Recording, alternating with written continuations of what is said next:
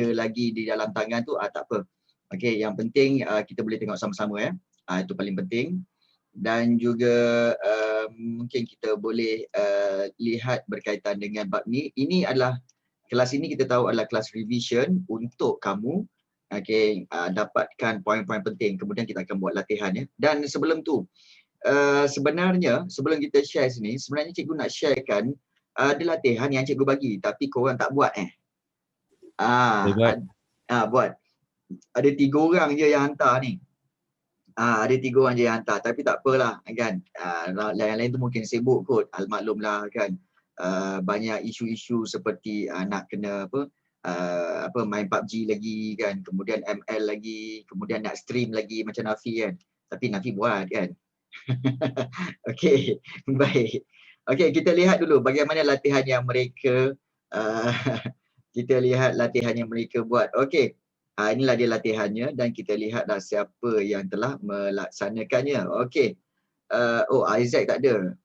Isaac tak masuk hari ni. Okey, kita tak bincangkan orang yang tak ada kita bincangkan hanya pelajar-pelajar yang ada sahaja. Okey. Dan yang lain boleh tengok bagaimana jawapan yang sepatutnya dibuat. Okey. So Rizky ada buat. Okey, Rizky kalau kita lihat okey, jelaskan peranan Sultan dalam sistem pemerintahan Melayu 4 markah. Okey, so kata kunci peranan. Okey, peranan. So kalau kita lihat peranan Sultan, maknanya fungsi Sultan dalam sistem pemerintahan kerajaan Melayu ialah mengetuai pentadbiran, menjadi lambang perpaduan rakyat, ketuai hubungan diplomatik. Baik, di sini cikgu hanya mampu memberikan sebanyak 3 markah, Rizky. Not 3 sebenarnya. Sebenarnya 2 sebenarnya, tapi tak apalah cikgu bagi 3. Tahu sebab apa? Sebab kamu sambungkan 3 poin dalam satu ayat. Jangan. Kalau boleh, okey, ada 4 markah bermakna ada 4 poin kat situ. 2 poin satu ayat. Kemudian ayat yang kedua 2 poin. Barulah dia cantik. Okey Rizky. Perhatikan betul-betul jangan gabungkan semua fakta dalam satu ayat. No. Okey. Teknik dah betul. Kamu ambil ayat daripada soalan, betul, peranan Sultan dalam sistem pemerintahan kerajaan Melayu, betul. Tetapi kamu mesti jangan gabungkan semua fakta dalam satu ayat. Okey Rizky, penting tu. Okey, so itu soalan yang pertama. Soalan yang kedua, kita lihat negara kita mempunyai sistem perundangan tersendiri. Pada pandangan anda, mengapakah undang-undang penting dalam kehidupan manusia? 4 markah. Okey.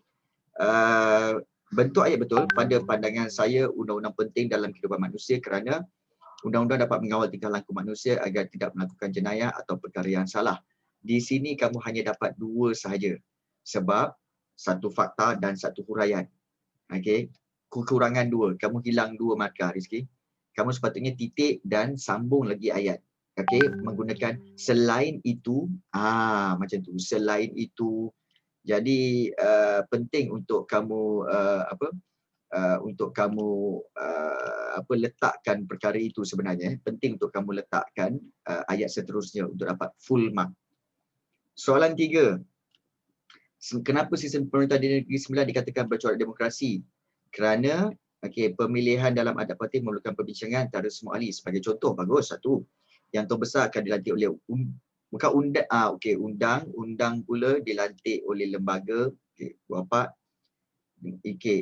Anak buah. Ini menunjukkan bercorak demokrasi. Okey. Kenapa buat dalam satu ayat? Kamu ni buat satu ayat je semua. Okey, poin itu betul, tetapi kamu hanya dapat 4 sahaja. Sebab kamu tak pecahkan dia. Seolah-olah kamu kumpulkan semuanya dalam satu ayat. Jangan. Pesan cikgu, jangan buat macam ni. Okey, akan ada hilang markah. Alright. So, soalan yang keempat, mengapa pelabuhan persinggahan amat diperlukan oleh penjajah barat? Okey, 5 markah. Okey, untuk mengisi bekalan makanan dan minuman, tempat membaiki kapal, tempat berehat daripada angin monsun. Okey, di sini kamu hanya dapat 3 saja. Again, ini dibuat dalam satu ayat. No. 5 markah kot. At least 2 atau 3 ayat. Begitu. Okey. Dan soalan 5, membuat kapal berkuasa wap. Okey, cara kemajuan sistem pengangkutan membantu perluasan imperialisme barat di negara kita. Okey, cara kemajuan sistem pengangkutan imperialisme barat ialah membuat kapal berkuasa wap. okey, untuk mempercepatkan perjalanan. Selain itu orang barat juga membuka terusan Suez untuk memindahkan jarak perjalanan antara barat dan timur. Yes. So di sini kamu dapat 4. So okey, 16/23. Ya, Nafi. Tak ada. Tak ada excuse. So Nafi, Rizky dapat 16/23. Okey, masih markah yang baik, tetapi ingat teguran cikgu, iaitu jangan kumpulkan poin dalam satu ayat. Pecah-pecahkan dia. Okey. Rizky, puas hati ya Rizky . Soalan okey. Seterusnya, Nafi Iman baru sebut-sebut dah ada. Okey, peranan Sultan dan Sultan Melayu ialah sebagai lambang negara dan menjaga hal-hal pentadbiran negara. 2 poin sahaja tak cukup. Okey, Nafi, minta maaf, Allah kena buat. Okey, negara kita punya perundangan. Pada pendapat saya, undang-undang penting dan kehidupan manusia kerana manusia sentiasa berpenuh kesilapan. Okey, dan untuk mengelakkan tersebut berlaku, kerajaan perlu membuat undang-undang. Okey, juga 2 sahaja, tak dapat banyak. Tak, kamu ada poin. Ambil je poin, kamu fikir macam mana aku nak buat poin. Okey, 2 fakta, 2 huraian. Ambil dan buat ayat je. Itu je. Sebenarnya, bantu mengapa sistem mereka? Ya, kena elaborate. Mengapa sebentar Negeri Sembilan dikatakan bercorak demokrasi? Bantuinlah anak muridmu, cikgu. Allah. Ni, ma'am, cikgu bantu dengan memberi sebiji telur di situ. Okey. Baik. 4. Tak tahu lah cikgu. Okey, pada pandangan anda. Okey, pada pendapat saya, pelabuhan persinggahan amat diperlukan untuk penjajah Barat untuk tujuan ekspor dan untuk mengutip cukai. Hal ini kerana British ingin memudahkan diri dari segi kewangan, dan memudahkan pengangkutan ekspor dan import dari luar negara. Okey, bolehlah. Cikgu bagi 4. Kamu ni typo ni boleh tahan juga ni. Okey. Okey, 5. Ini memang jawapan yang paling cikgu suka. Maaf, jawapan tidak dijumpai. Ya, tidak dijumpain ya. Alah, sianya lah. Nafi Man. Nafi, kamu dapat 8/23. Okey lah tu cikgu. Baik, itulah dia. Murah hati sangat dia nak bagi full mark dengan ayat begitu ya. Okey. Baik. Darren Rao. Okey, Darren Rao. Okey, peranan Sultan pentadbiran pada peringkat negeri diketuai oleh raja bagi menjadi lambang kedaulatan negeri. Kaum kerabat membantu pentadbiran. Okey, baik. Bagus, tapi ayat yang pertama tidak menjawab soalan. Yang dan yang kedua, kita kata okeylah, kita boleh dapat berikan 2 markah sebenarnya. Okey, ayat yang kedua pun tidak menjawab soalan. So 2 markah, Darren. Okey, pastikan kamu menjawab mengikut peruntukan markah ya. Jangan mentam je. Okey. Kemudian soalan kedua, negara kita mempunyai sistem perundangan sendiri. Okey, mengapa undang-undang penting dalam kehidupan manusia? Menstabilkan kuasa raja dan pembesar. Ya ke? Tak ada pun dalam fakta. Serius lah. Okey, mengapa sistem pemerintahan Negeri Sembilan dikatakan bercorak demokrasi disebabkan kuasa pemerintahan? Serius lah. Okey. 4. Okey, angin monsun barat daya dan angin monsun timur memainkan peranan penting bagi menentukan masa bagi setiap pelayaran. Kuasa barat memerlukan pelabuhan yang singgah yang sesuai sebagai tempat berlindung sementara menunggu pelayaran monsun. Okey. So hanya dapat 2 sahaja. Okey, di situ Darren. Dan jelaskan cara kemajuan pengangkutan membantu perluasan sumber barat di negara kita. Tidak diketahui. Jawapan selamat, tidak diketahui. Darren dapat 4. Darren, apa cerita ni Darren? Okey, guys. Okey, soalan-soalan seperti soalan macam 4 ni kan. Ini bukan kebat tau. Ini soalan sebenarnya adalah soalan fakta. So kalau kamu lihat, cara kemajuan sistem pengangkutan. Kemajuan sistem pengangkutan merujuk kepada kapal wap, kemudian pembukaan terusan Suez. Sebab tu cikgu bagi 4 markah. Sebab apa? Kalau kamu cerita kapal wap dan huraian dia, kemudian kamu cerita terusan Suez dan huraian dia, dapat 4. Kan senang. Itulah dia kemajuan sistem pengangkutan. Itu je. Okey. Susah ke? Tak susah. Tapi kamu kurang berusaha. So next latihan kamu kena lebih berusaha. Boleh Darren? Nafi boleh Nafi? Rizky? Boleh cikgu. Boleh. Yang lain-lain minta kalau boleh buat latihannya kalau boleh.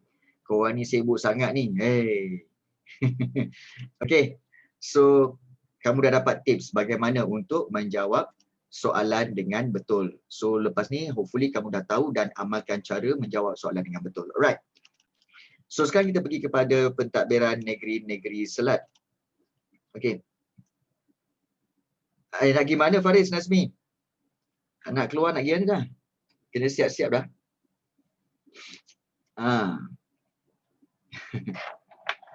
Oh, asrama. Alright. Okay. Okay. So kalau senang join lagi . Okay, baik. Waalaikumsalam. Okay, so kita lihat pentadbiran negeri-negeri Selat. Okay, kita teruskan dengan pentadbiran negeri Selat. Baik. Ya, kalau dalam kelas anak cikgu memanglah panggil cikgu-cikgu, takkanlah nak panggil ayah. Kan. Tapi kalau kat luar panggil ayah. Okay, panggil ayah. Kami kalau dia balik, kami berkawan lah kan. Tengok bola, minum-minum kat kedai mama, macam itulah kami. Okay. Lepas tu banyak bincang pasal sejarah. Macam tu. Okay. Baru tahu. Alright. So pentadbiran negeri-negeri Selat. Ingat, okay, kata kunci bagi negeri Selat ialah Pulau Pinang, Melaka dan juga Singapura. Okey, kita tak mahu melerik-lerik sebab benda ni kita dah bincang sampai 3 kali, 4 kali sebenarnya dalam tahun ni. Untuk kelas PKP ni saja, kelas online saja, cikgu rasa dah 2 kali ulang dah bab ni sebenarnya. Ini masuk kali ketiga sebenarnya. Okey. Jadi kita tak mahu panjang cerita, kita hanya nak ambil poin yang penting . Sebab kita kena ingat latar belakang Pulau Pinang, dulu Pulau Pinang sebenarnya adalah di bawah Kedah. Okey. Kemudian ingat Batu Uban. Batu Uban ialah pelabuhan yang paling awal di Pulau Pinang dan dibuka oleh orang Melayu dari Sumatera pada 1759. Seperti mana yang diceritakan dalam video tadi. Ingat tak? Dibuka oleh orang-orang Melayu dari Sumatera. Okey. Kemudian Singapura. Okey, Singapura pula dulunya adalah kepunyaan Kesultanan Johor Riau. Johor Riau dan Singapura, Johor dan Kepulauan Riau tu ditadbir oleh Temenggung Abdul Rahman. Ingat nama tu, Temenggung Abdul Rahman. Dan waktu itu Kesultanan Johor Riau, Sultan Abdul Rahman, dia tinggal dan bersemayam di Lingga dan ada hubungan baik dengan Belanda lah. Kemudian Melaka memang kita tahu, Melaka memang telah ditawan oleh Portugis dan kita tahu kemudian Melaka menjadi tanah jajahan Belanda. Okey, apabila Belanda mengalahkan Portugis. Okey, dengan bantuan Kesultanan Johor Riau. So kemudian itu paling penting, bermakna background dia adalah Pulau Pinang dulu Kedah punya, kemudian Pulau Pinang telah dibuka oleh orang Melayu dari Sumatera dengan pembukaan pelabuhan Batu Uban. Kalau Singapura dulu kepunyaan Kesultanan Johor Riau dan ditadbir oleh Temenggung Abdul Rahman. Ingat poin-poin itu.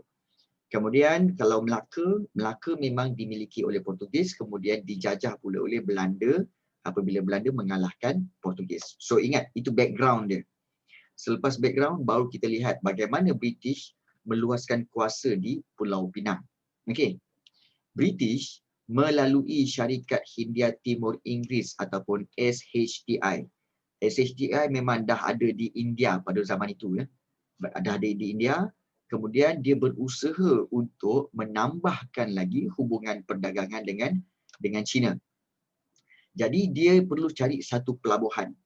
Okey, pelabuhan di alam Melayu dan kita lihat bahawa apa yang berlaku adalah di sini. Kenapa Pulau Pinang memenuhi keperluan British? Pertama sekali sebab kedudukan dia yang strategik. So bila strategik, dia terletak di tengah-tengah laluan antara China dan India. Ini menyebabkan boleh dijadikan 3 perkara. Okey, Pulau Pinang boleh jadi pertama pusat pengumpulan barang. kumpulkan barang-barang daripada alam Melayu untuk ditukarkan dengan teh dari China. Sebab orang Britain suka minum teh. Jadi mereka ambil teh dari China. Okey. Baik. Kemudian yang kedua, ingat pusat pengumpulan barang pertama. Yang kedua, pelabuhan persinggahan, iaitu British perlukan satu pelabuhan di laluan perdagangan antara India dan China.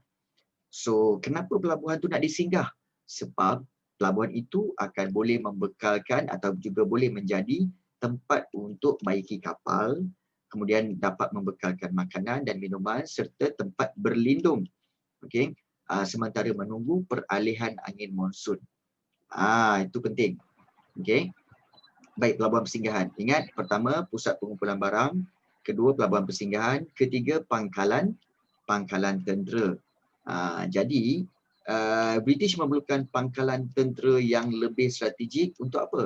Pertahankan pertempatan mereka di India daripada ancaman Perancis.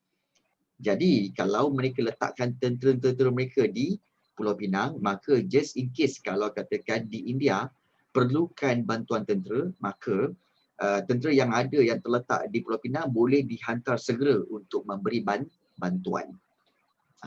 So ingat 3 ya. Okey, pusat pengumpulan barang, pelabuhan persinggahan dan juga pangkalan tentera. Itu sebab Pulau Pinang memenuhi keperluan British dan itulah faktor-faktor British memerlukan Pulau Pinang. Baik. So bagaimana British mengambil Pulau Pinang? Iaitu sebab ada 2 punca yang berlaku di Kedah. Pertama, perebutan takhta Kesultanan Kedah dan kedua ancaman Siam. Kita tahu dia berebut takhta maknanya berebut kuasa raja antara Sultan Muhammad Jiwa sebab bukan Sultan Muhammad Jiwa. Silapnya Sultan Muhammad Jiwa telah melantik Tunku Abdullah sebagai Raja Muda Kedah dan kerabat Raja Kedah tak setuju. Sebab apa? Sebab Tunku Abdullah ni adalah bukan anak gahara, iaitu bukan anak daripada permaisuri. Mungkin anak dengan gundik raja pada waktu itu. Jadi sebab itu kerabat di Raja Kedah ni tak mahu Tunku Abdullah jadi raja. Jadi dia berpakat, kerabat di Raja Kedah berpakat dengan Bugis untuk menentang Sultan Muhammad Jiwa. So Sultan Muhammad Jiwa terpaksalah mohon bantuan tentera daripada SHTI. Itu sebenarnya. So SHTI sebenarnya dah hantar Edward Bongton untuk berunding tapi gagal. Sebab SHTI tak berani beri jaminan akan melindungi Kedah daripada ancaman musuh. Itu satu. Satu lagi ancaman Siam. Sebab Siam menuntut kembali penghantaran bunga emas daripada Kedah. Jadi Sultan Kedah waktu ini berasa tergugat, lalu menawarkan Pulau Pinang sebagai pangkalan kepada SHTI. Kalau SHTI berikan bantuan ketenteraan dan lindungi Kedah daripada ancaman Siam. Jadi baginda mintalah seorang pedagang sendirian nama dia Francis Light untuk sampaikan syarat-syarat tersebut kepada Governor General British. Di sini silapnya. Sebab apa? Silapnya ialah Francis Light sedar bahawa Pulau Pinang ni bagus. Sultan Kedah bagi offer pada Francis Light untuk memiliki Pulau Pinang dengan syarat SHTI beri bantuan. So Francis Light kata, ini peluang yang baik, Pulau Pinang ni bagus ni. Boleh jadi pangkalan tentera, boleh jadi pelabuhan persinggahan, boleh jadi tempat untuk aku memulakan bisnes, memulakan pangkalan tentera sendiri, pangkalan pelabuhan sendiri. Jadi sebab itu Francis Light kata, don't worry. SHTI akan bantu tuanku, don't worry. Dia janji. Jadi sebab itu Sultan Abdullah pun benarkanlah Francis Light buka penempatan di Pulau Pinang, dan Francis Light menamakan Pulau Pinang itu apa? Prince of Wales Island. Dan penempatan mereka dinamakan Georgetown. Sebenarnya nama Raja George lah, Raja King George ataupun Raja England tu. Namun, apabila Siam menakluk Patani dan Siam mengancam Kedah, menyebabkan waktu inilah Sultan Abdullah minta bantuan tentera daripada SHTI. Okey, yang katanya Francis Light kata tak apa, don't worry, akan bagi. SHTI enggan beri. Sebab apa? Tak ada perjanjian pun. Tak ada perjanjian yang ditandatangani dengan Sultan Kedah, tak ada pun. Jadi buat apa kami nak berikan bantuan tentera?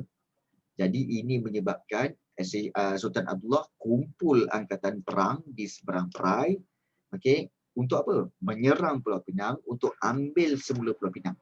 Sebab baginda baru sedar, okey, baru sedar kena tipu dengan muslihat Francis Light.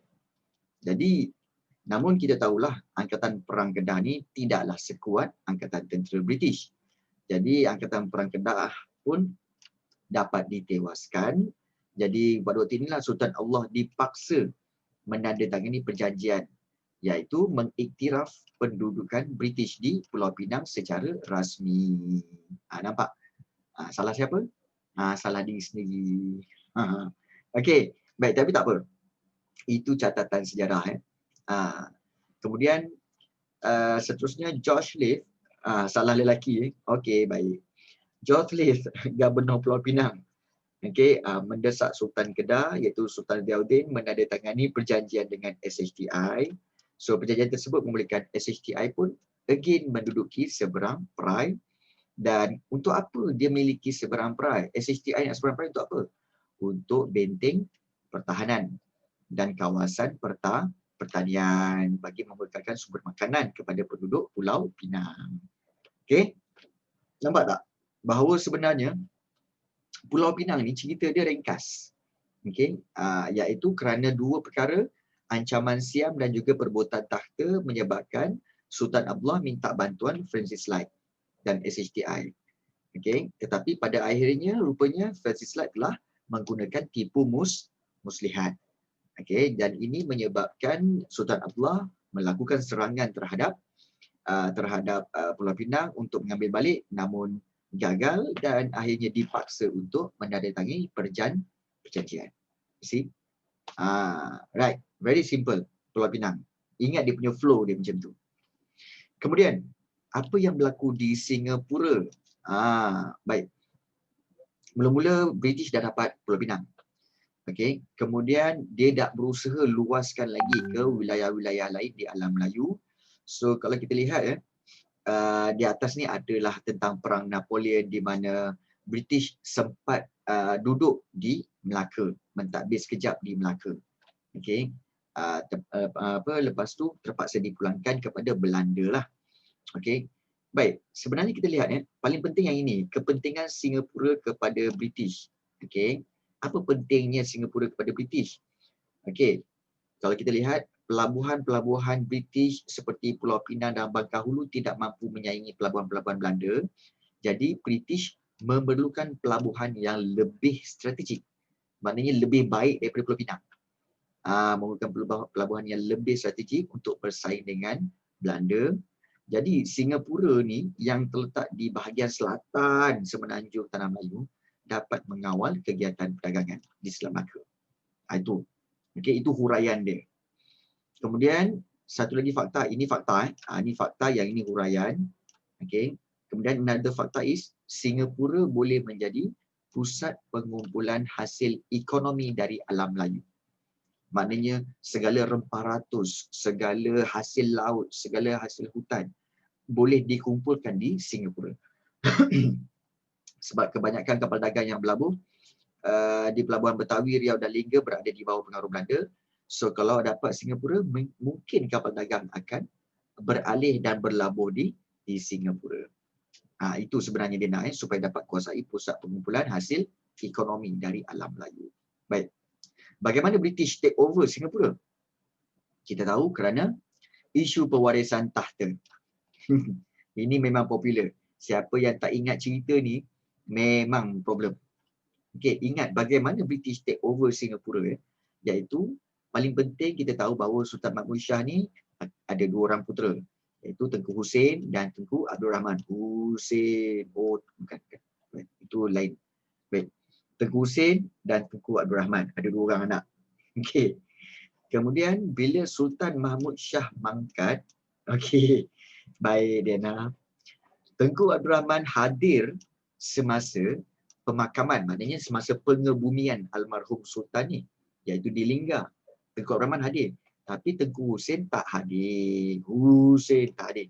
Okay, sebab Husin masa tu ada dekat kampung Kampung Pisang. Ada zombie kat situ. Itu yang Husin tu. Baik. Tengku Husin tidak hadir. Okay, semasa almarhum Sultan dimakamkan kerana berada di Pahang. Jadi mengikut adat istiadat Raja Melayu, pemasyuran, maknanya perisytiharan pengganti raja mesti disempurnakan, mesti dibuat. Isytiharkan raja mesti dibuat sebelum sebelum jenazah pemerintah itu dikebumikan atau dimakamkan. Jadi mau tak mau mereka terpaksalah menabalkan Tengku Abdul Rahman sebagai Sultan Johor Riau, dan dia diiktiraf oleh orang Bugis dan Belanda. So Tengku Husin balik sambil makan strawberry daripada Pahang, daripada Pahang makan strawberry. So bila balik ke sini, kita lihat bahawa dia dah balik ke Johor, dia lihat bahawa sebenarnya Tengku Abdul Rahman telah dilantik. Adiknya dilantik menjadi Sultan. Jadi ini menyebabkan Tengku Husin merajuk dan berundur serta menetap di Riau. Okey, itu di Riau ya. Ya, tersembuh strawberry dia. Okey, baik. Jadi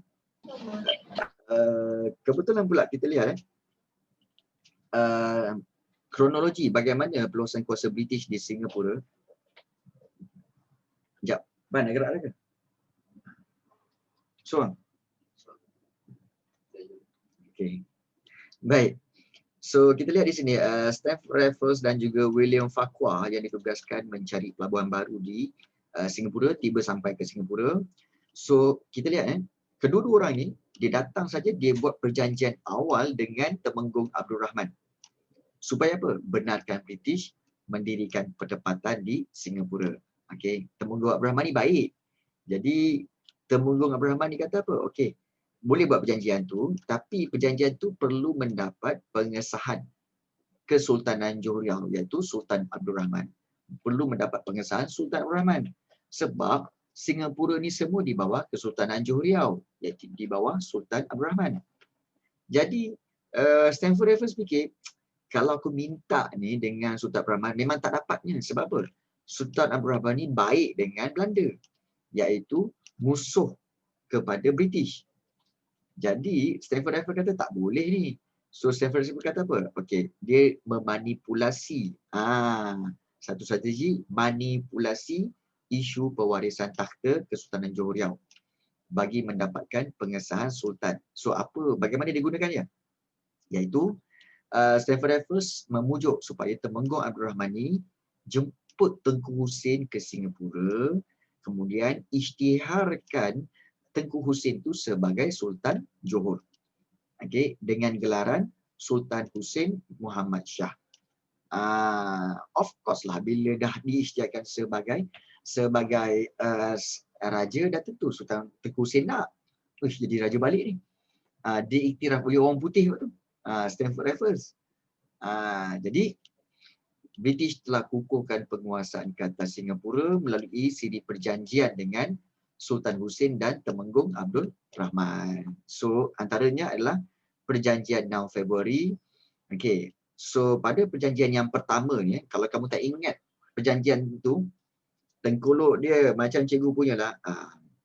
Okey, harus diingat bahawa cikgu sebenarnya adalah keturunan Tengku Husin ini. Cikgu akan cuba merampas Singapura balik satu hari nanti. Sabar ya. Okey, baik. Nanti Singapura jadi kita punya.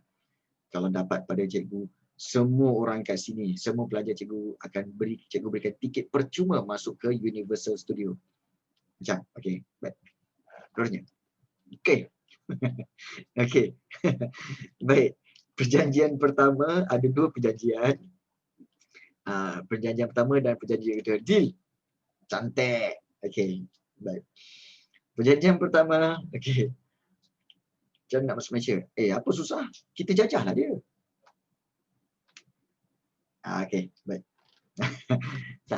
Okey, tunggu gurau. Alright, kita lihat.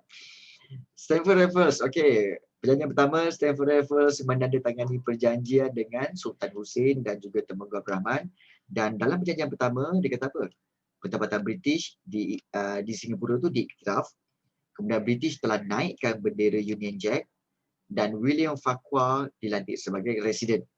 Itu. Tapi perjanjian yang kali kedua ni, okey, kalau kamu tak ingat tahun, kamu boleh ingat susunan dia, nombor 1, nombor 2. Nombor 1 perjanjian pertama, okey, pertempatan British di Singapura diiktiraf, Union Jack dinaikkan dan William Farquhar jadi residen. Tapi yang kedua, okey, kali ini John Crawford, okey, menandatangani perjanjian dengan Sultan Hussein dan juga Temenggung Abdul Rahman yang sama. Yang kedua ini paling penting, iaitu Singapura diserahkan kepada British untuk selama-lamanya. Ambil kau. Ini aku geram ni. Kan? Faham ni? Baik. Kemudian, Sultan dan Temenggung hilang kedaulatan ke atas Singapura dan Sultan dan Temenggung diberi bayaran pampasan dan pencen bulanan seumur hidup. Nampak? Apa kata kita buat perjanjian balik dengan diorang? Kan? Cikgu buat perjanjian balik dengan diorang. Kan? Akhirnya Singapura diserahkan kepada Malaysia buat selama-lamanya. Cantik. Tapi spesifiklah, Singapura diserahkan kepada Cikgu Rafi buat selama-lamanya. Wah. Okey. Kenapa orang jahat mesti gelap? Kan? Orang jahat mesti gelap. Pelik kan? Kan? Orang yang baik hero tak gelap pun. Orang jahat mesti gelap. Akulah tak faham lah kenapa gelap. Baik. Jadi jahat mesti kelakar. Okey, baik. Kemudian show off sebelum galang. Okey, berak terperanjat cikgu. Okey, baik. Baik. Okey. So itu yang berlaku di Singapura. Maknanya dengan dua perjanjian ini, maka British ataupun SHTI memiliki Singapura kan. Tak apa, nanti kita buat balik kat dia orang. Baik. Pelawatan kuasa British di Melaka, kita lihat. Kalau di Melaka memanglah sebenarnya kita lihat asalnya sebab kita lihat pendudukan Singapura di British di Singapura dipertikaikan oleh Belanda. Okey, menyebabkan hubungan British dengan Belanda ni tegang. Okey. Jadi sebab itu apa yang dipertikaikan? British berjaya memajukan Singapura dalam tempoh masa yang singkat dan British tekad untuk pertahankan kedudukan di Singapura dan berusaha menjadikan Singapura sebagai pelabuhan bebas dan pangkalan tentera yang penting di alam Melayu. So, Belanda pula kata, mana boleh? Singapura ni di bawah pengaruh kami. Sebab kami baik dengan Kesultanan Johor Riau. Jadi, Belanda menuntut supaya British tolong keluar daripada Singapura. Berundur daripada Singapura. Sebab nanti bimbang juga, nanti kalau Singapura lagi maju akan menjejaskan pelabuhan utama Belanda iaitu Betawi. Betawi ni sekarang sebenarnya dipanggil Jakarta. Ya, Jakarta ya, Indonesia kan. So, dulu Jakarta di Indonesia tu dulu memang ada pelabuhan. Pelabuhan tu Belanda. Tapi ya, kan, itu dulu Belanda punya kan. Jadi Belanda memang bimbang lah. Ya, takut Betawi ni jadi terjejas perdagangannya. Gua udah ngomong sama lu, kan? Itulah dia. Jom. Jadi jadi kita lihat. Okey. Jadi perjanjian ini telah mengukuhkan dasar persahabatan British dan Belanda di Eropah. Okey. So kita lihat bahawa kedua-duanya dia nak kukuhkan persahabatan juga dan cuba mencari jalan penyelesaian untuk berdamai dan banyak sebab dia. So kalau kita paling penting kita lihat berlakunya perjanjian London 1824 ataupun dinamakan perjanjian Inggeris Belanda 1824. Sama je. Okey. Baik. Kita lihat perjanjian perjanjian London ini. Okey. Ini syarat perjanjian London iaitu British akan berundur dari Sumatera satu. Okey, ini perjanjian antara British dengan Belanda. British akan berundur daripada Sumatera. Yang kedua, British akan serahkan Bangka Hulu kepada Belanda. Dan tiga, British tidak akan buka pertempatan baru di Riau Lingga dan di bawah Singapura. Manakala Belanda pula, dalam perjanjian itu dia kata apa? Memang kami iktiraf British lah duduk di Singapura, tak apalah. Serahkan juga Melaka dan jajahan takluknya kepada British dan Belanda berjanji tidak akan buka pertempatan baru di kawasan Tanah Melayu dan ke atas. Jadi apakah kesan perjanjian ni? kesannya alam Melayu terbagi kepada dua lingkungan pengaruh barat. Macam kalau kita lihat di sini mungkin cikgu boleh tunjukkan sikit. Ni dia. Ni dia. Nampak tu? Okey. Iaitu kawasan-kawasan ini kalau kita lihat, okey, dengan garis putus-putus ni, okey, bermakna dalam perjanjian itu British tidak akan menjajah ke kawasan di bawah Singapura. Okey, manakala Belanda pula tidak akan membuka penempatan di tanah Melayu dan ke atas. So, kawasan tu telah terbagi dua. Yang atas tu British punya, yang bawah tu Belanda punya. Nampak? Kan ada gambar bendera-bendera tu kan? Itulah British punya, yang bawah-bawah tu semua adalah Belanda punya. Tiba-tiba terbagi dua. Okey. Itu pembahagian alam Melayu kepada dua lingkungan pengaruh barat. Okey. Dan kita lihat seterusnya iaitu ini menyebabkan perpecahan Empayar Kesultanan Johor Riau. Sebab dulu sebenarnya kalau kita tengok balik nota peta tu, okey, dulu yang ini semua adalah dipanggil Johor Riau. Ini semua Johor Riau. Ya, sekarang ni dipecah dua pula. Sekarang Riau dan Lingga dipanggil apa? Sekarang Riau Lingga ni sebenarnya adalah kawasan Indonesia. Sekarang ni Indonesia. Kalau tak dulu Riau dengan Lingga ni kepunyaan Johor. Jadi tu dululah. Tapi sebab perjanjian ini, ya dulu sebenarnya Malaysia punya. Di bawah Johor punya. Jom. Semangat tu yang cikgu nak. Jom kita rampas balik. Kan? Goyah Samalu kita sama-sama penjajah mereka balik. Goyah Samalu. Okey, kan? Cowok. Ayuh. Okey. Jangan kata ayuh. Jom. Okey. Itu seronoknya kelas kita ni ada semangat itu. Ayuh. Baik. Perpecahan Empayar Kesultanan Johor Riau ni kalau kita lihat apa yang menyebabkan apa tahu? Pertama, Singapura jadi tanah jajahan British. Habis. Okey. Ya, so memang habis hilanglah pengaruh Sultan Hussein tu apa semua habis. Okey. Dan Sultan Hussein pun terpaksa berpindah ke Bandar Hilir Melaka dan mangkat di sana. Hilang negeri kau. Sebab perjanjian. Bahaya kau. So hati-hati bila buat perjanjian maknanya hati-hati bila berjanji. Amboi. Hati-hati bila berjanji. Kan? Kadang-kadang manusia ni kan menanam tebu di tepi bibir. Ya, itulah orang kita orang Malaysia. Hello, kat mana? Janji pukul 10. Okey, on the way. On the way dia. Sebenarnya dia baru nak mandi. Kan? Hati-hati ya. Ya, apalah kan. Ya, betul. Jap. Siapalah korang nickname pakai nombor I ni lah kan. Pening cikgu. Jap. Cikgu tengok balik.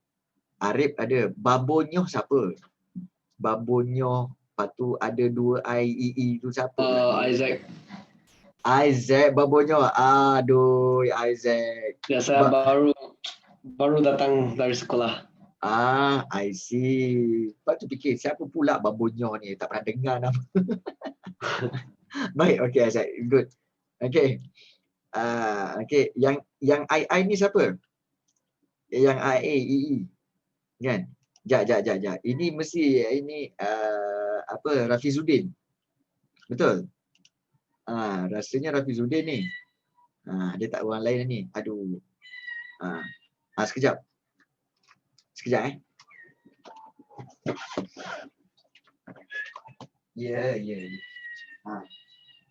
Ada.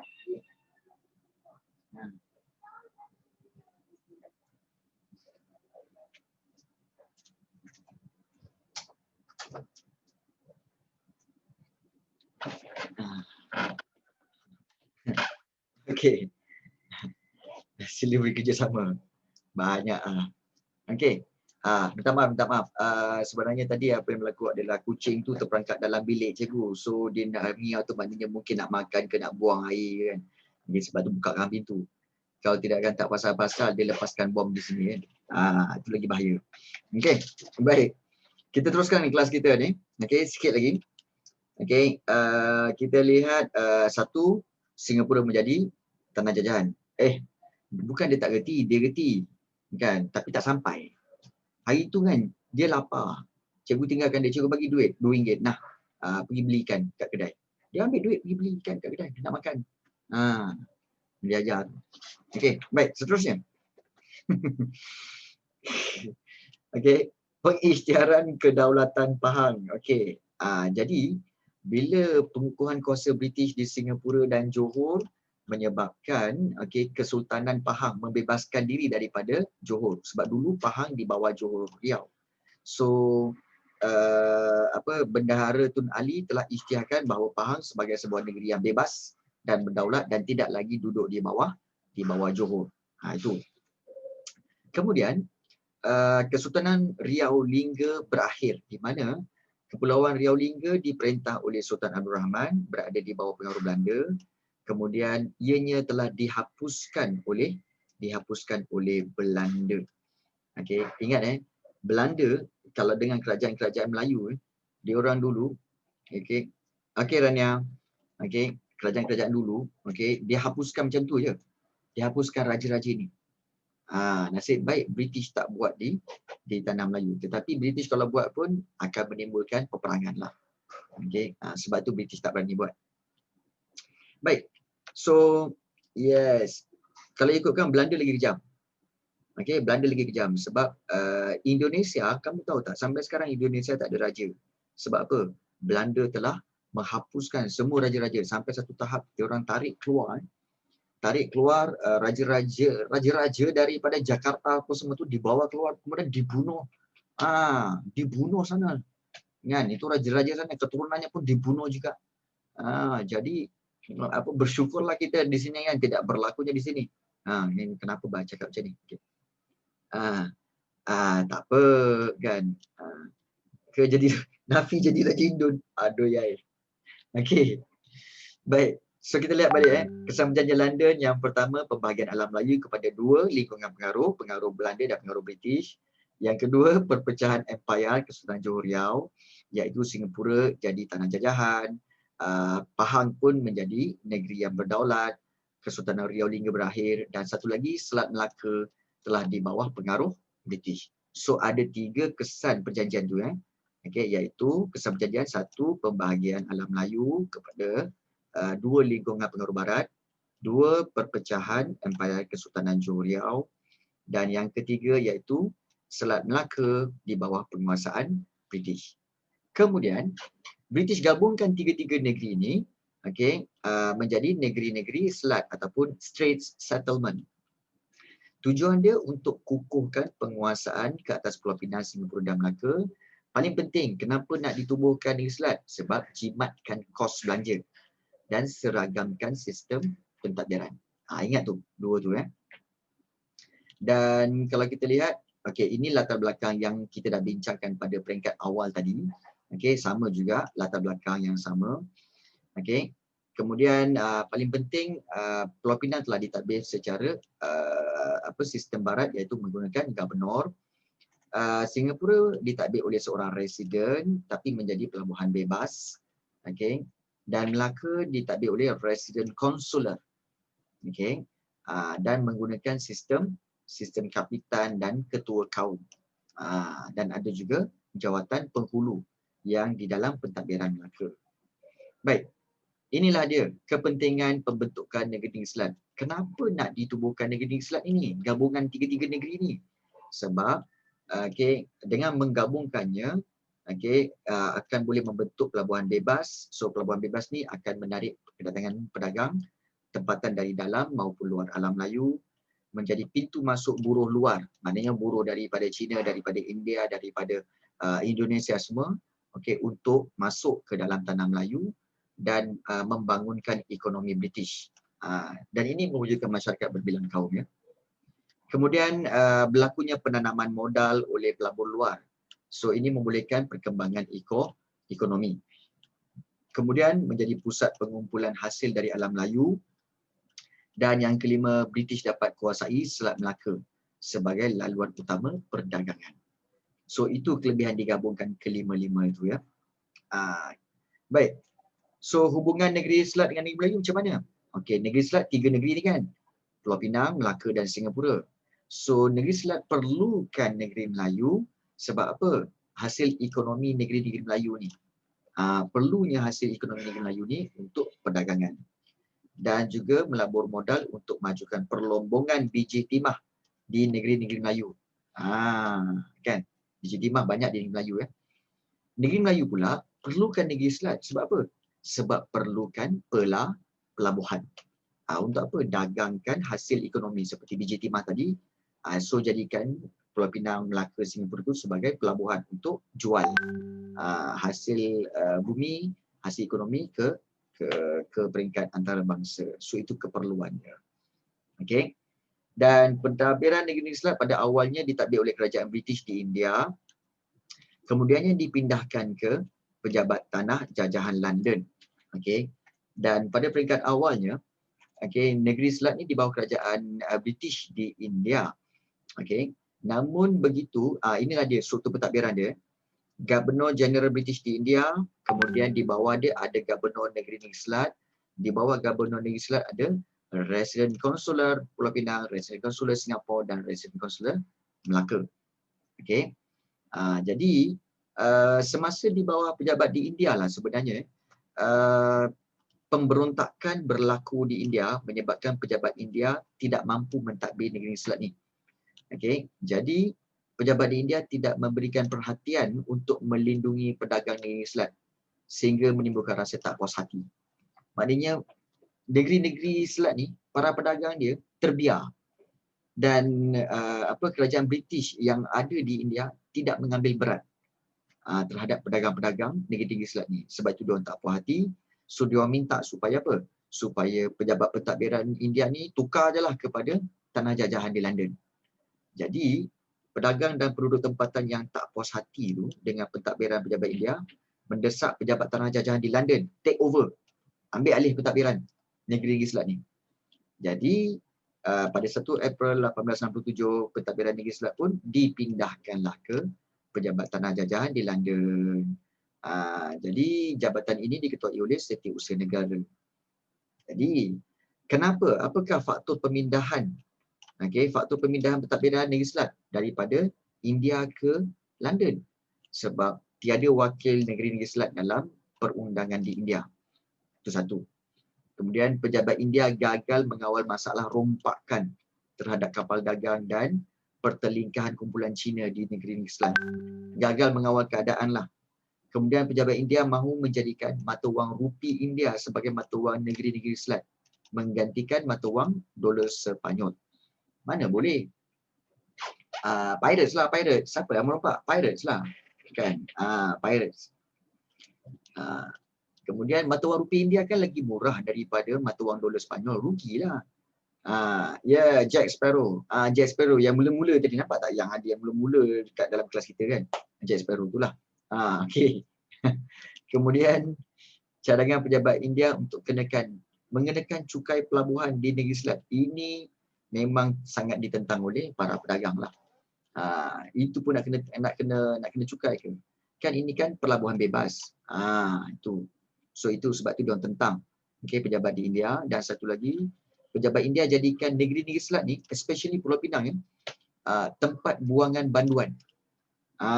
Jadi ini menjejaskan imej negeri Selat lah sebagai pusat perdagangan. Especially kalau kamu lihat di Pulau Pinang ada satu pulau dipanggil Pulau Jerjak. Ingat tak ada Pulau Jerjak kat Pulau Pinang kan? Pulau Jerjak itu sebenarnya adalah pulau banduan yang ditubuhkan daripada sejak zaman negeri-negeri Selat dulu lagi. Jadi itu penentangan terhadap tempat penjara. Yes. Jadi bila dah dipindahkan, inilah dia struktur pentadbiran baru. Tanah jajahan di London, Gubernur Selat. Ada majlis eksekutif dan juga ada majlis perundangan yang menggubal undang-undang. Baik. So itulah dia berkaitan dengan bab 2, keseluruhan bab 2 ringkas. Iaitu bab 2 berkaitan dengan, ingat bab 2 negeri Selat iaitu Pulau Pinang, Melaka, Singapura, dan bagaimana British ataupun SHTI take over tiga-tiga negeri ini, kemudian bagaimana ditubuhkan negeri-negeri Selat dan kenapa berpindahnya daripada India, pejabat India ke London. Itu sahaja sebenarnya. Ada soalan nak tanya? Silakan. Sebelum kita buat latihan. Ya. Ada apa-apa soalan nak tanya? Ada yang tak faham? Boleh faham ke? Ini ringkasan. Sebab itu laju sikit cikgu terangkan. Sebab apa? Kita nak ringkaskan. Sebab benda ni sebenarnya telah kamu belajar di sekolah. Kemudian di kelas online pun dah belajar. Sebenarnya kelas online kita sejak bulan 3 dah belajar, rasanya dah ulang 2 kali dah. Ini kali ketiga dah. Okey, kali ketiga sebenarnya. Jadi sepatutnya kamu dah ingat. Okey, boleh Okey, tak ada soalan? Rizky? Aku cuma manusia, aku juga jatuh. Okey. Kenapa bendera British sama dengan Australia sikit? Sebab kena ingat, Australia adalah tanah jajahan British juga. British punya empire besar. Okey, Australia pun ya, tanah Melayu pun ya, Amerika pun pernah menjadi tanah jajahan British. Kemudian Canada pernah jadi tanah jajahan British, India pernah jadi tanah jajahan British. Sebab itu ada unsur-unsur bendera British yang hampir sama dengan Australia. Itu sebabnya. Okey. Right. So kalau begitu kita akan pergi kepada soalan-soalan objektif. Alright. Ini ada soalan-soalan dia. Okey, kalau nak kata hebat kita pun dijajahnya. Nak kata hebat tak hebatlah kita sekali pun dijajahnya, kan? Tak apa, lain kali kita jajah dia orang balik. Macam. Right.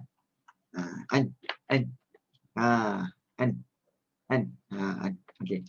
On. Okey, baik. Rizky kata on. Okey. Baik. Seperti biasa, okey, soalan ini kamu akan bacakan dan juga berikan jawapan dia. Okey, kemudian kalau ada tolong berikan jawapan dia, dan kita ikut susunan partisipan seperti biasa, iaitu pertama sekali Ayah Ping. Tak tahu Ayah Ping ni siapa? Okey, satu Ayah Ping, satu aku cuma manusia biasa, aku juga jatuh, lantak kau. Okey, itu satu. Nombor 2 Ayah Ping, 3 babonyo, Azek lah. 4 bersamamu, lantak kau. 5 Darren, 6 Diana, 7 Hani, 8 Christian, 9 Nafi, 10 Noha, 11 Rachel dan juga 12 Rizky. Okey. Okey. Tak apa, baca je. It's okay. Slow ke tak slow ke, baca je. Okey. So kita mulakan dengan soalan pertama, iaitu yang akan dibacakan oleh aku cuma manusia biasa. Silakan. Silakan baca. Tak apa, sekat-sekat pun tak apa. Baca dan berikan jawapan. Silakan.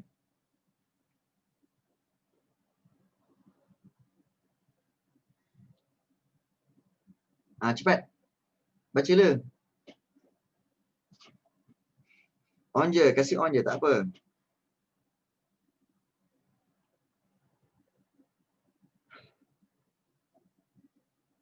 Okey, baik. Okey, bagi jawapan je. Okey. Peta berikut menunjukkan kedudukan Pulau Pinang dalam peta dunia. Mengapakah syarikat Hindia Timur Inggeris berminat terhadap pulau tersebut pada kurun ke-18? Okey, jawapan dia. Senang je ni. Maknanya kenapa SHTI suka dengan Pulau Pinang, nak Pulau Pinang. Sebab apa? A, B, C, D. Okey, jawapannya adalah cepat.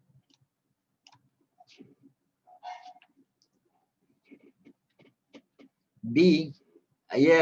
Betul. Okey, bagus. Okey, soalan nombor 1, kenapa SHTI berminat terhadap pulau tersebut? Sebab sesuai dijadikan pangkalan tentera. Alright, bagus. Okey, terima kasih. Aku cuma manusia biasa, aku juga. Aduh. Penat nama kamu ni, panjang sangat. Okey, pendekkan ya. Soalan nombor 2. Okey, silakan kepada Ayah Ping. Siapa Ayah Ping? Bacalah. Ayah Ping bacalah. Hello. Okey, dengar.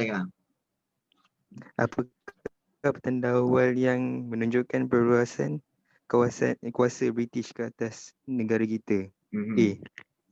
Okey, petanda awal yang menunjukkan perluasan kuasa British ke atas negara kita adalah pembukaan Pulau Pinang. Bagus. Okey, terima kasih banyak untuk Ayah Ping. Ayah Pin tak apa jangan Ayah Pin. Ayah Pin ni kan ada bawa kerajaan langit kan. Okey, 2A. 3. Ya, Isaac, silakan Isaac. 3. Swasta langit.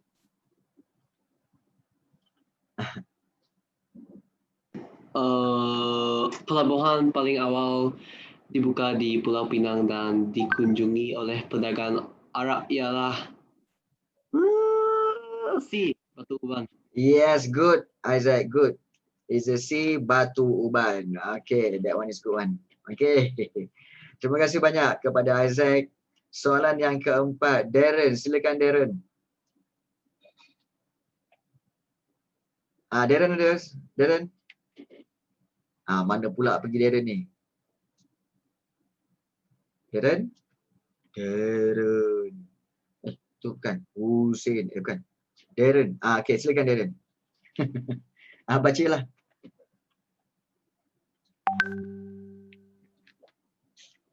Cepat Darren.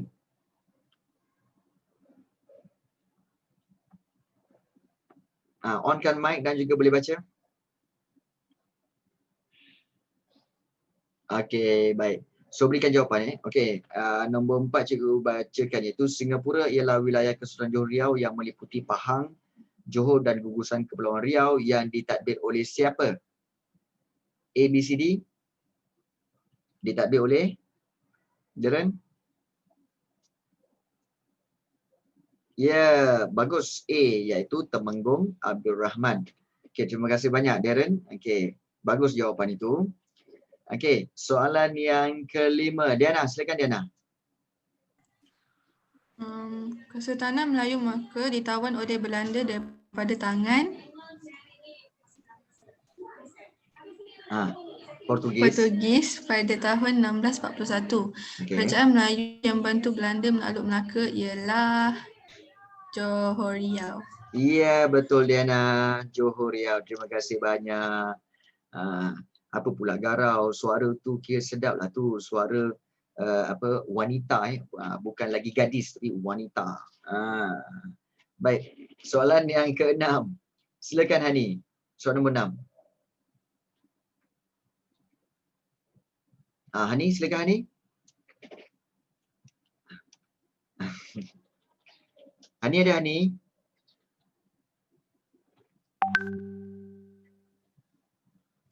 Hani, dia ada satu lagu tau. Hani lemping-lempingnya hangus. Hani lemping-lempingnya hangus. Cepat ni. Bentar. Saya ingat ya sampai. Alah, Hani tidur ke? Aduh, ya. Hani tidur pula. Okey, tak apa. Kalau macam tu kita lihat. Okey. Peristiwa berikut berkaitan dengan dengan perjanjian antara Francis Light dengan Sultan Kedah. Okey. Mengapakah Sultan Abdullah bertindak demikian? Kenapa Sultan Abdullah membenarkan Francis Light menduduki Pulau Pinang? Okey, jawapannya guys, apa? Adakah mengatasi masalah kewangan? Okey, yes Diana. Sultan Abdullah bertindak demikian sebab apa? Untuk mendapatkan bantuan ketenteraan. Yes, betul. Maknanya untuk mendapatkan bantuan ketenteraan. Okey, terima kasih banyak Diana. Yes, betul. Soalan ketujuh, Christian, silakan Christian. Christian ada Christian? Okey. Ilustrasi berikut menggambarkan pertapakan syarikat Hindia Timur Inggeris di Pulau Pinang pada tahun 1786. Apakah iktibar yang boleh diambil daripada peristiwa tersebut? Kebijaksanaan mengelak penjajahan. Ya, betul. Iaitu kebijaksanaan mengelak penjajahan. Bagus. Tapi suara Christian macam, I'm coming here. Very deep one. Anyway, okay, that one is good answer. Okay, nombor 7 adalah C. Okay, thanks Christian. Okay, soalan ke-8. Ya, kita berikan kepada kita punya gamers kita. Nafi, silakan Nafi. Ya, cikgu. Saya nombor 9 lah, cikgu. 9 Ha. Kau jangan kau. Betul. Habis nombor 8 siapa? 8 kira yang melarikan diri yang kosong ni. Kau jangan nak lari. Kan macam-macam tanda kau buat je. Oh ya ke? Alright. Tak apalah. Nafi baca dia lah Nafi. Okey. Okey. Raja 2 menunjukkan masalah yang dihadapi oleh pemimpin Kedah pada tahun 1770-an. Ya. X, ancaman Siam, serangan Bugis. X apa? Ya, nak jawab cikgu? Tak sebab tanya X kan. X siapa?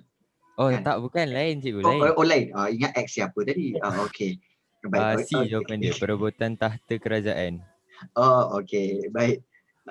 Jadi apakah X, iaitu perebutan tahta kerajaan. Okey, terima kasih banyak. So jawapan dia adalah C, perebutan tahta. Okey. Terkejut Dan. Bukan apa kan. Sebab tiba-tiba X kan. X siapa kan. Tengah belajar sejarah tiba-tiba ada X. Lain macam. Okey, baik. Kita faham lah. Baik. Soalan yang ke-9. Aduh ya. Okey. Noha, silakan Noha. Boleh tak Noha bacakan? Noha Falisha? Kan? Silakan baca. Cik Noha. Cik Noha. Silakan Cik Noha.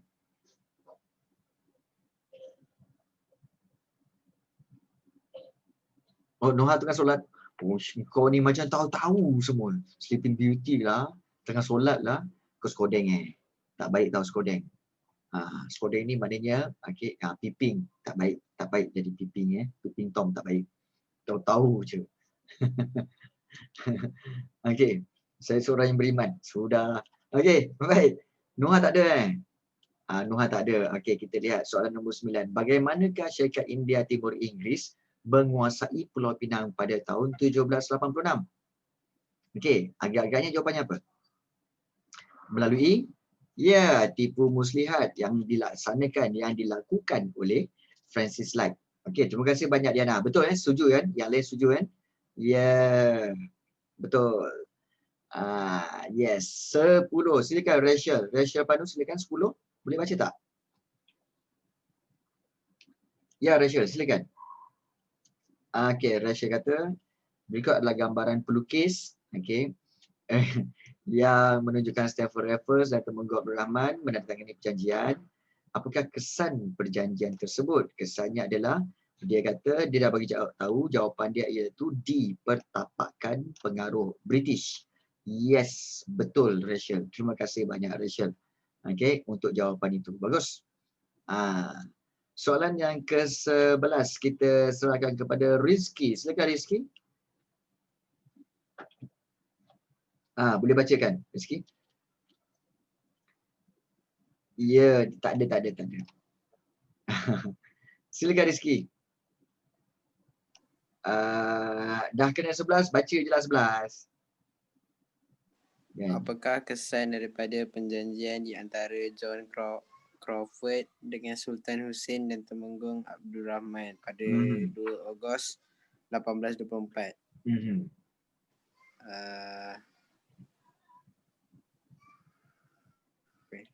Kalau ada John Crawford, bermakna ini perjanjian yang pertama ke yang kedua?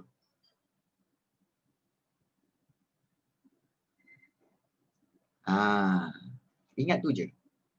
Kalau John Crawford, ni perjanjian, dia ada 2 perjanjian je. Perjanjian pertama ke yang kedua? Ini mestilah perjanjian yang kedua. So, apakah kesan perjanjian yang kedua?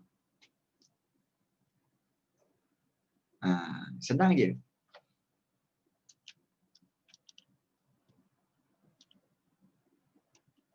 Copet yang. Darren pula Rizky. Silakan.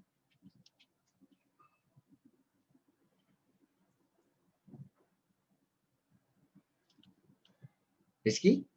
Hilang terus. Kau ni ada ke tak ada ni? Jawapannya apa? Talian terputus. Okey. Baik. Sebenarnya kesan daripada perjanjian ini iaitu ingat perjanjian yang pertama bukan dengan John Crawford tapi dengan Stamford Raffles tu. Okey. Perjanjian yang kedua ni dengan John Crawford. So perjanjian kedua ni menyebabkan apa? Sultan Hussein hilang kuasa dan Singapura diserahkan kepada British selama-lamanya. So jawapan dia adalah A. Okey, 1 dan 2. Itu jawapan dia. Ingat yang tu balik. Okey. Okey, soalan yang ke-12 kita berikan kepada tanda kurungan. Silakan tanda kurungan untuk baca nombor 12. Siapa yang tanda kurungan tu silalah baca. Okey.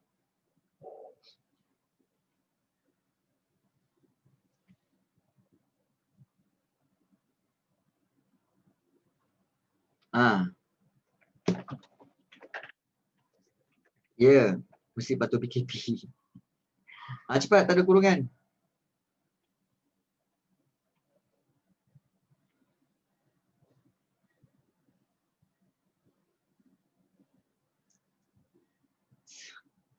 Pula dah macam-macam ni.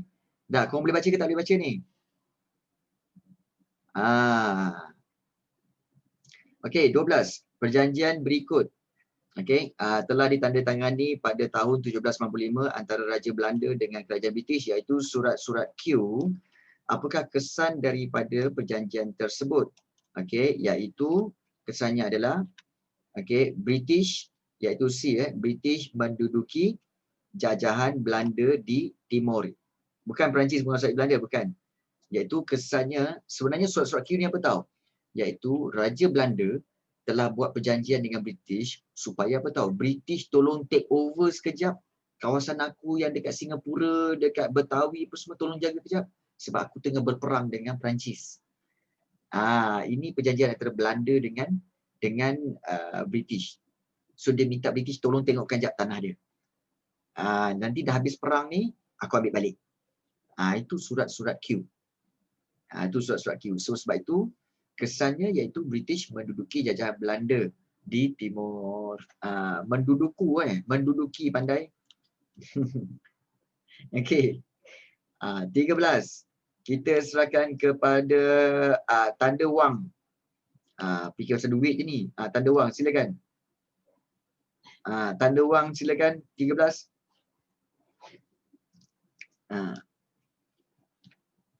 Cepat. Okey, ini mata duitan ni. Cepat. Silakan yang menulis mata wang tu. 13. Baca. Orang yang sama ke? Entah. Yang penting bacalah. Itu je.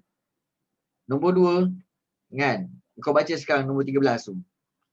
Okey. Mata wang silakan baca nombor 13. Siapa suruh butuhkan nama? Okey. Sila baca. Sila baca soalan 13. Baca je.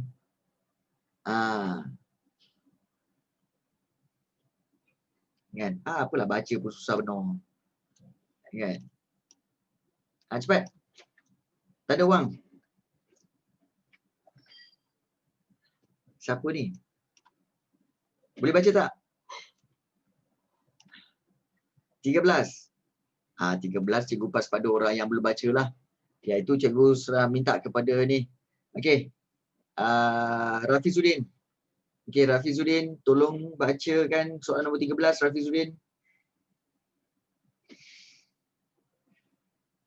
Cepat. Karikatur berikut menggambarkan perebutan penguasaan Singapura antara British dengan Belanda. Okey, antara British dengan Belanda. So, apakah pengajaran daripada situasi tersebut? Okey, Rafizuddin, tolong berikan jawapan dia. Okey. Apa jawapan dia? Okey, apakah pengajaran daripada situasi tersebut? Ini saya punya. Jangan masuk ke kawasan saya. Dia tulis macam tu. Okey. Jawapannya adalah adakah A, bersatu padu mengekalkan kemerdekaan? Adakah bertolak ansur terhadap pendatang? Atau adakah berwaspada terhadap kuasa asing? Ataupun adakah bermuafakat membuat keputusan? Jawapannya lebih baik. Siapa tahu? Antara A, B, C, D. Okey, yes. Sebenarnya jawapannya lebih baik adalah kita haruslah C, berwaspada terhadap kuasa asing. Okey, itu paling penting. Okey. Baik. Kita ada lagi soalan. Sebenarnya soalan-soalan ini ada berserta dengan latihan kamu ya. So kamu boleh buat praktiskan jawapan-jawapan dia kat sini. okey, boleh buat di rumah sebenarnya, dan ada soalan-soalan latihan kamu buat. Kalau ada masalah boleh refer kepada cikgu. Kalau ada masalah boleh jawab soalan-soalan ini dulu. Okey, dan juga sebenarnya cikgu ada sediakan satu set soalan lagi, soalan esei dan juga soalan struktur yang dalam bentuk Google Form yang kamu kena jawab nanti. Okey, itu sebagai homework dan itu kita akan bincangkan pada hari Sabtu nanti. Siapa yang tak buat dia akan dia kena nyanyi. Siapa yang tak buat latihan yang selepas ini cikgu bagi, siapa yang tak buat latihan Google Form, okey, Google Form yang cikgu letak dalam Google Form nanti dan letak dalam grup WhatsApp, siapa yang tak jawab dia kena nyanyi pada hari Sabtu ni. So siapa nak dengar kawan-kawan kita nyanyi? Saya nak dengar. Yeah. Okay, yes. Alah je. Yes. So kalau tak nak nyanyi, tolong buat latihan. Kan? Kita nak tengok tahu mungkin Isaac boleh nyanyi ke, Darren boleh nyanyi ke, Christian boleh nyanyi ke, kan? Diana ke, Hani ke, kan? Jadi tolong buat latihan. Okey, tolong buat latihan. Itu saja. Okey. Tapi kita ada berapa orang ni? Kita ada 3, 6, 9, 12. 12 orang 12 orang.